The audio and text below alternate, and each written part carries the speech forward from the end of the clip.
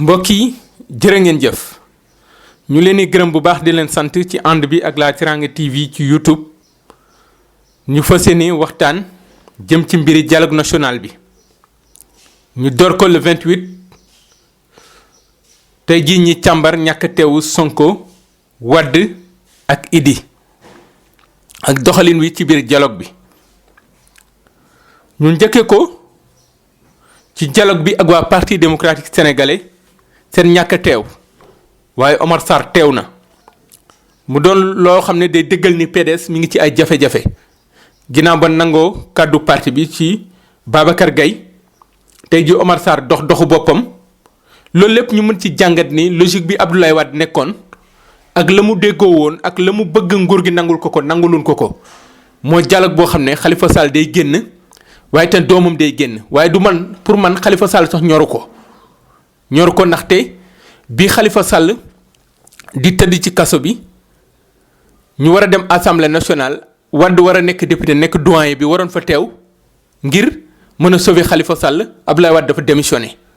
kon génn Khalifa du moo ñor Abdoulaye Wade mais ñëw doomam moo ko ñor loolu lépp nag bu dee ni da ko déggoo nguur gi te nguur gi doxu ci mi reste ci logique am ba léegi mooy du ma dem élection yoo xam ne Aly Ngouille Ndiaye moo koy jiite du ma dem élection yoo xam ne kii di Karim Wade bokku ci tey jii ñaar yu mu bëggoon yëpp amul kon tey jii mun nañ wax ni mënul teew ci dialogue boo xam ne ñaar yooyu amu ci léegi nag teewaayu Omar Sarr ñu mën ko jàngat mooy PDS tey dafa xar ñaar mooy Wade ak doomam ak beneen PDS boo xam ne ñoom dañoo gëm ni parti politique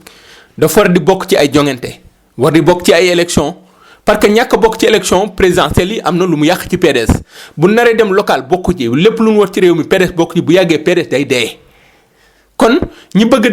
dese dara ci PDS te bëgg a garder seen base ku ci mel ne Babacar Gaye ak Kaffrine ku ci mel ne kii di Omar Sarr moom mooy maire bu Dagana am na lu mu soxla ngir mën ko téye foofu te tey ji bu dee dem élection moom bokkul day ñàkk localité am kon tey ji il faut que mu wane ni moom mi ngi ci ay prémices pour mën a bokk ci lépp loo xam ne woote nañ ko ci réew mi parce que boo déggee ci kàddoom Omar Sarr mi ngi naan fii bi mu fi njëkkee woote le 28 mai 2016 kii di Karim Wade ginnaaw gi ci leen ko bàyyee woon kon tey ji teew day war waaye nag sama bopp laa teewal mu doon problème bi mooy dialogue bi ñan lañ woo les partis politiques ñu ne dana woo la société civile woo les non alignés woo ñeneen ak ñeneen mais kon mun nañ wax ni opposition bi daa am ñu waxoon ci seen tur pourquoi ñu ber Omar Sarr wax ko pourquoi Omar Sarr rek wax alors que opposition bi de croix wax na société civile bi am na ko wax non alignés yi am na ko wax ñu tànn Omar Sarr cundung rek ay Aïda Mbodj wax loo leen ñoom pourquoi mun ñëwoon sukkandiku rek comme ñëpp ci li Decroix wax pourtant ay ñooñu Khalifa Sall waxuñu parce que li Decroix wax doy na leen kon y a problème kon tey jii li mu Omar Sarr boobu am na lu muy wundu te Mohamed Dionne mos na fi wax ni Omar Sarr plus tard ci ñun lay mujj est-ce que du tànk yooyu ci leen ne parce que am na ñoo xam ne dañuy putuxlu ci dialogue bi parce que boo déggee ni Aïda Mbodj waxee da ngay am na ñoo xam ne am na lu ñu bëgg dañ ko waxul ñu ngi charmer le président pour que bu ñuy cër ëllëg du ñàkk ñoom ñu am ci wàll waxuma ni looloo am mais lu mën a ne la parce que Aïda Mbodj wax na ci Khalifa wax na ci Karim wax na mais raay na président raay na ko ci yu bari kon leneen lu xew ci nu kanam du nu bett parce que dialogue yi à chaque fois buñ ci jugee recomposition day am dina ci am ñoo xam ne dañuy jugee ci ku jigi ñëw fekk ci nguur gi bu boobaa opposition day na sax dialogue bi mën nañu comprendre ku mel ne Decroix il a bien parlé en tant qu'opposant lépp lu opposition di jooytu ci élection jooytu ko ci parrainage jooytu ko ci processus électoral wax na ko mais les autres am na lu ci des beneen bi ci topp mooy absence su Ousmane Sonko ak Idriss Seck pour man danoo logique ba pare nekk seen constance parce que élection yi ñu jugee ñoom ànduñu ci résultat yi danoo jàpp ne Macky Sall dañ ko gagné ànduñu ci ministre de l'intérieur ànduñu ci lii te Macky Sall comme nee na moo gagné à 58%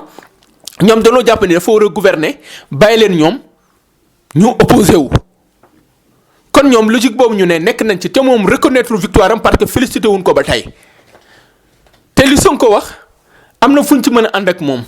moo réew day am opposition mais tamit moom Sonko li lan la nature a horreur du vide affaire da ko arrangé parce que bu beddoo ko ne parce que tamit bu ñëpp demee ci dialogue bi dem di waxtaan ak Macky Sall ñu teg seen dialogue di Famara Ibrahima Sagna waxtaan ci général Niang léegi bu yàggee opposition du am léegi kan mooy opposé wu léegi moom il se démarque di radicaliser wu pour ñu am un chef de l' opposition parce que opposition bi tey seen biir ñoom ñi ngi xeex di xool kan moo koy jiite te Ousmane Sonko 15% yi mu am dafa xam ne résultat bu baax la te moom jeune la te am na avenir kon au moment où ñëpp dem jox bopp Macky Sall moom pour mu wane boppam day génn na ko ànduma ci yow sànni xeer dóor stratégie politique la Idrissa Seck ba mu génnee ci Macky Sall ba léegi mosul bokk ci li Macky Sall organisé te mën nañ wax ni en 2024 ku am wërsëg la pour mën a lii réew parce que bu Khalifa bokkaatul Karim bokkaatul mais kan mooy nekk le leader de l' opposition mais c' est Idrissa Seck Ousmane Sonko moom mooy ñëw taxaw di gérer les troubles faits ah tey jii Cheikh Issa Sall wuy ji bi c' est normal ay nitam danoo nekk ci prison bi te ba ñuy def concertation ci processus électoral bi waa PUR danoo demoon PUR lu mu sa wot ci réew mi dem nañ kon ñoom danoo topp seen logique kon Ousmane Sonko taxawaayam ñu bëri dañ koy comprendre moi je comprends Sonko. da am lu mu bëgg mooy légitimité ci opposition bi wan ni Sénégal amul opposition seetloo dafa dal ci nguur gi dal ci opposition bi léegi wane boppam fa seene jàkkaarlu nguur gi parce que nguur gi yëkkati na mbiri 94 milliards yi mais moom da il veut relever le défi c'est-à-dire que moom bëgg na relever benn défi ci kanamu ñi nekk ci nguur gi loolu aussi c'est important kon posture bi mu taxaw ci jamono bi naan opposition amul Sénégal Ousmane Sonko dafa bëgg woon ni moom mun na nekk koo xam ne askan wi mën nañ ko yaakaar ngir mën a jàkkaarloog Macky Sall parce que Macky Sall nag bu dee li mu wax dëgg la benn mandat moo ko fi dese kon ñëpp am wërsëg ngir mën ko remplacer te Ousmane Sonko yàggul ci élection première présidentielle nga am 15% te li mu wax ci parrainage bi dëgg la mais parrainage bi local yi ñu jëm parrainage mënta ne comme dafa amoon problème ci présidentielle. tey jii ñu war a dem mais Macky Sall pour mu dindi parrainage il faut que mu ut yoon bi muy jaar parce que du ko arrangé ay nitam ci ban forme la koy defee dana woon dañuy rationaliser pour xaalis mais boo nee gars yi uti leen parrainage xanaa fichier ngay defar rek mais defar ko nombre de bulletins fichier day mel na nombre de bulletins yi rek kon Idrissa Seck logique am mën na ko comprendre mais li ñu mënta comprendre man mooy fenn laa d'accordul ak Ousmane Sonko lu mu ne Famara Ibrahima Sagna àndu ci parce que lu bari xew na ci réew mi. ci durant 7 ans yi waxu ci mais dañ na une personnalité neutre Sonko mais une personnalité neutre bu ñu ko waxee bu doon ni moom dafa mës a jël position ci dara kenn du wax daa neutre kon tey ji noppi bi mu doon noppi ci lu bari mun na am daan na ci dox ci suuf parce que administrateur la teg ci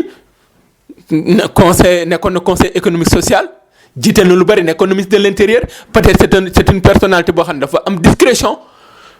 mais bu doon lu xew mu wax ci jël ci position kenn du ko fal.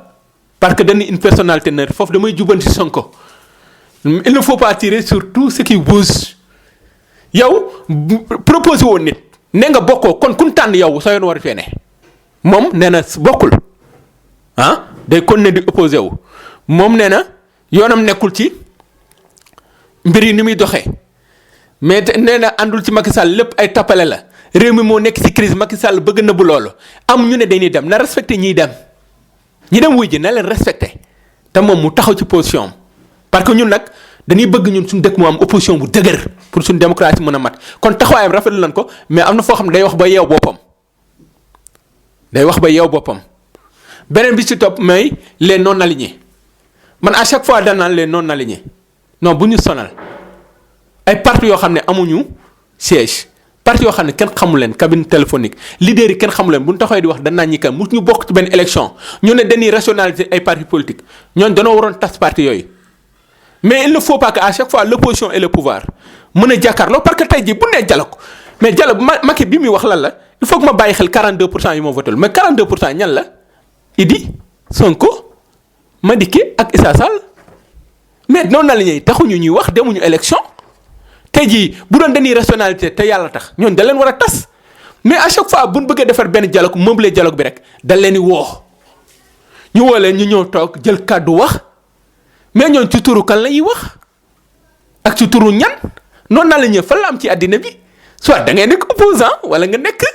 pouvoir mais munoo ngarale jël tànk teg ci pouvoir jël tànk teg ci opposition boo meree saaga bu la neexalee nga dugg na mig il faut que ñu xool position non alignée yi foofu ak la société civile teg ci dialogue bi il faut que ñu leeral ni dialogue national la wala dialogue politique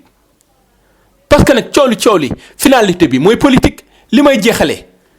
mooy manque d'élégance bi am da ngay gis ñu ni la les communicateurs traditionnels wax la chef coutumier sërëf mais ñoom seen rôle xam la waroon doon fexe boole réew mi defar réew mi ñëpp ànd doon benn Khalifa ak Macky juboo Idé ak Macky juboo kërëb ñu dox ci mais ñoom bu mu taxawee di wax ñoom dañuy tagge rek par ku ne yaa ngi xalaat ci président lu mu la war a jox ci xaalis mais ñooñ dialogue wuñu ñooñu lan lay def ci dialogue man dama am problème ñooñu ak non aligné lan lay def ci dialogue tagg Macky Sall pour am looy xaar ci moom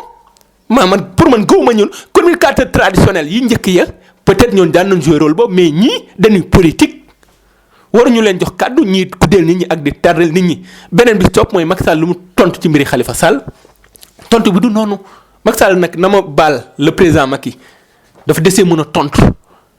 ñëpp ku wax tudd nga Khalifa même boo ci narul dara mais nga rafetal dalal seen xel mais boo nee procédure yi jeexagul te yow yaa ne woon te yéen à chaque fois justice bi jël décision ci Khalifa Sall danaan procédure yi jeex na bi ñu dindi mandat député am dana procédure yi jeex na bi ñu koy jëlee ci maire bi dana procédure yi jeex na bi ñu koy xañ mu bokk ci élection présidentielle dana procédure yi jeex na bi ñu koy xañ na ko yow waroo bokk ci dara rabat d'arrêt bi comptewul dana procédure yi jeex na mu ne moom nag léegi day xaar procédure yi jeex ngir mu mën a jël décision xool ci yërmandeem ni dinaa ko bàyyi duma ko baal sama doom baay la waay ku mën a bàyyi Mamadou Aliou Diallo ci mbiri pharmacie yii mu ñibbi ci ko xam ne atteegun ko ñu may ko grâce présidentielle décret war nga ko mën a may Khalifa Sall loolu waroo ko bañ a Khalifa Sall ba beneen yoon incha allah.